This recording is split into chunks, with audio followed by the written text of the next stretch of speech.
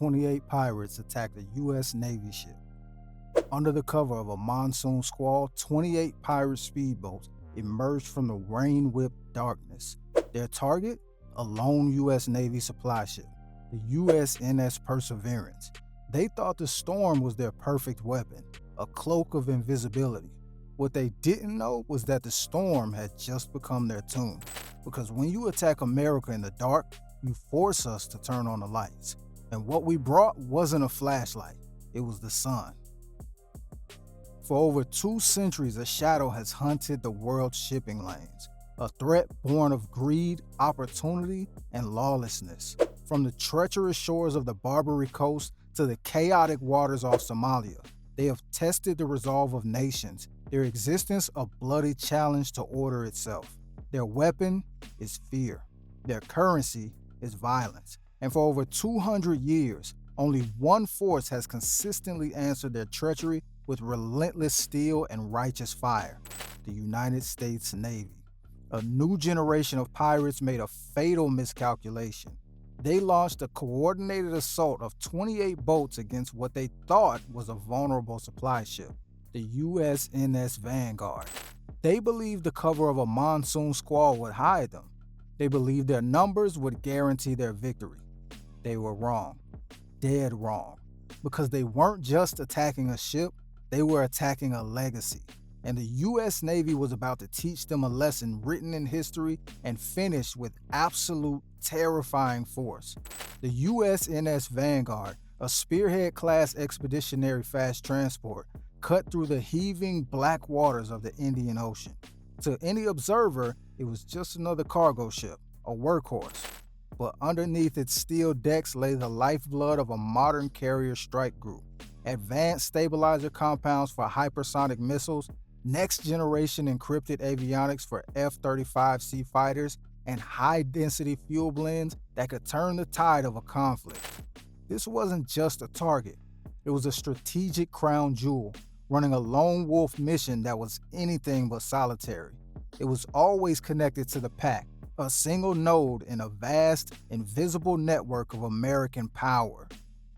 On the bridge, the mood was tense but professional.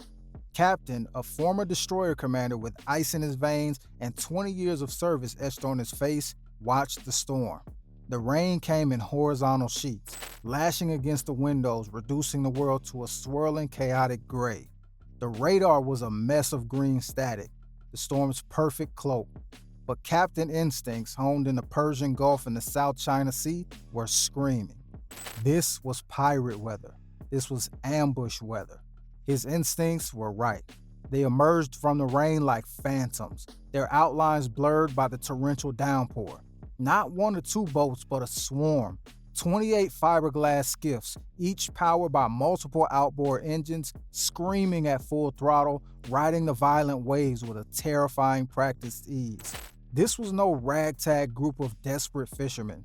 This was a coordinated military-style assault, planned and executed with chilling precision. They used the storm's acoustic chaos to mask their approach until they were virtually on top of the larger ship.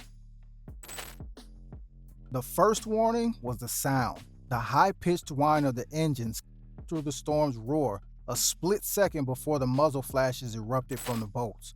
RPGs streaked across the narrowing gap, not aimed to destroy, but to intimidate and suppress. One slammed into the Vanguard's portside hull, the explosion a deafening thunderclap that shook the entire vessel. Heavy machine gun fire stitched a line of holes across the superstructure, shattering windows and forcing the small security team to duck for cover. Grappling hooks, weighted and barbed, arced through the air and clanged against the railings. The pirates were swarming the deck in minutes, a flood of armed, screaming men. They moved with purpose, splitting into fire teams. One group laid down suppressing fire, pinning the American security team behind storage containers. Another group made a beeline for the bridge. The fight was fierce, but brutally one-sided in numbers. The Vanguard's crew were logistics specialists, not infantry. Their security detail, brave as they were, was overwhelmed by the sheer, shocking volume of attackers. In the vicious, close-quarters firefight that erupted on the rain-slicked deck, 5 American sailors fell. The bridge doors were blown open. The captain and his officers were forced to their knees at gunpoint. The pirates cheered, their voices triumphant over the storm. They slapped each other on the backs, believing they had captured another prize, another payday. They thought they had won. They had no idea they had just signed their own death warrants. As a pirate rough-handled them, Captain's hand subtly and visibly found a small disguised panel on the base of the console behind him. It wasn't a big red button. It was a biometric scanner. He pressed his thumb against it.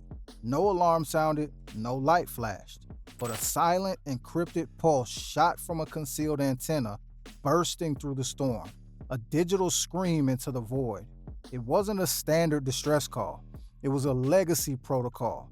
This message was simple, a line from history.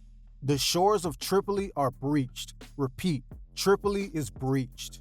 1,000 miles away in the calm, chilled air of the Pentagon's National Military Command Center, a 4-star admiral saw the code flash on a central screen.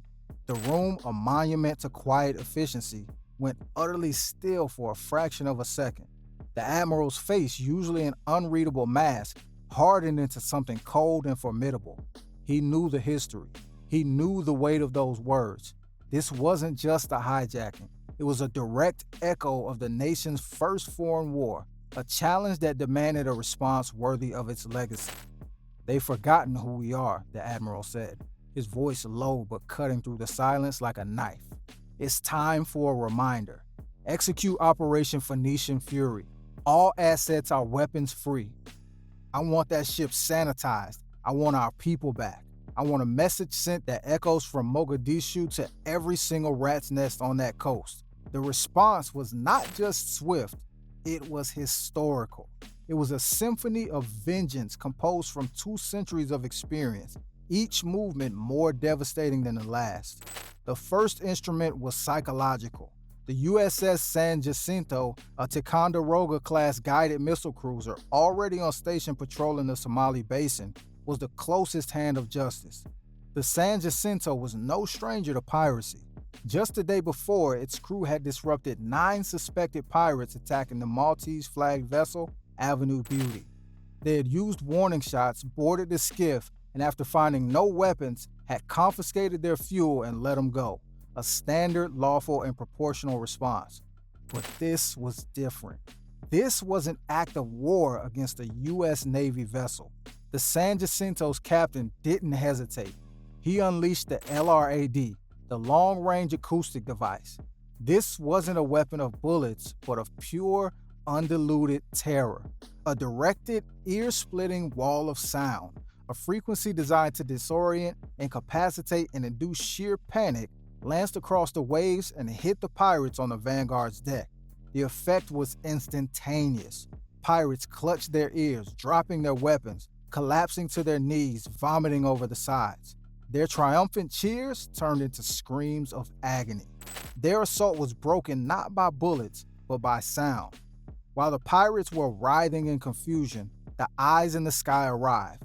An MQ-4C Triton maritime surveillance drone, already aloft from a distant base, adjusted its course. Its powerful sensors pierced the storm, painting every heat signature on the Vanguard's deck. Each pirate was now individually marked, tracked, and targeted by an invisible, unblinking eye from 60,000 feet. The data streamed live to every command node. Then, the sky itself spoke, not with the thunder of helicopters, but with the whisper of carbon fiber wings. 2 F-35C Lightning IIs from the carrier USS Abraham Lincoln, operating in complete radar silence, dropped out of the cloud cover. They didn't fire a shot. They didn't need to.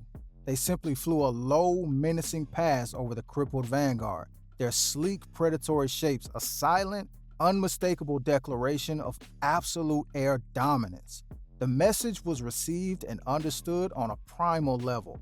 Resistance is annihilation. The anvil was now in place. The hammer fell from the sea and the sky simultaneously. From the black water, sleek combat rubber raiding crafts materialized beside the Vanguard's hull. Elements of the 75th Ranger Regiment, who had fast roped from an MC-130J Commando II aircraft miles back, placed breaching charges on the waterline doors. At the exact same moment, a Seahawk helicopter from the San Jacinto hovered over the foredeck. Navy SEALs fast roped down, their suppressed rifles already seeking targets. The assault was three-dimensional, flawless, and brutally efficient. While the SEALs cleared the upper decks with silent clinical precision, the Rangers blew the hatches and flooded into the engineering spaces and lower holds. The pirates, disoriented by the LRAD and utterly demoralized by the F-35s, were caught in a vicious, inescapable crossfire. There was no room for a standoff. This was close-quarters battle of the most intimate and deadly kind. Flashbangs illuminated dark corridors for a split second, freezing pirates in stark terror before they were subdued. Suppressed gunfire cracked briefly, a sharp final punctuation to any resistance. It was not a battle, it was a reclamation. Room by room, deck by deck, the ship was taken back. In under 12 minutes from the first SEAL's boot hitting the deck, the USNS Vanguard was once again under American control. The wounded sailors were quickly located, triaged by combat medics, and medevaced by the San Jacinto's helicopter to advanced medical care. Not a single additional American life was lost. Those who had survived the swift justice of the SEALs and Rangers were zip-tied, blindfolded, and lined up on the rain-washed deck. They were a pathetic sight, shivering, broken, their bravado completely gone. But the mission wasn't over. Justice was. These were not the lucky pirates the San Jacinto had interdicted the day before, who were sent ashore without a warning. They were not the infamous fools of 2006 who had audaciously opened fire on the USS Cape St. George and USS Gonzales, only to have their mothership sent to the bottom. A story of such stunning miscalculation, it was still told to warn new recruits. Those men had been repatriated. That era was over. The captain of the San Jacinto, watching the feed from a drone circling overhead, spoke to the Special Forces commander on the Vanguard. His voice was cold, devoid of emotion. The age of catch and release is over.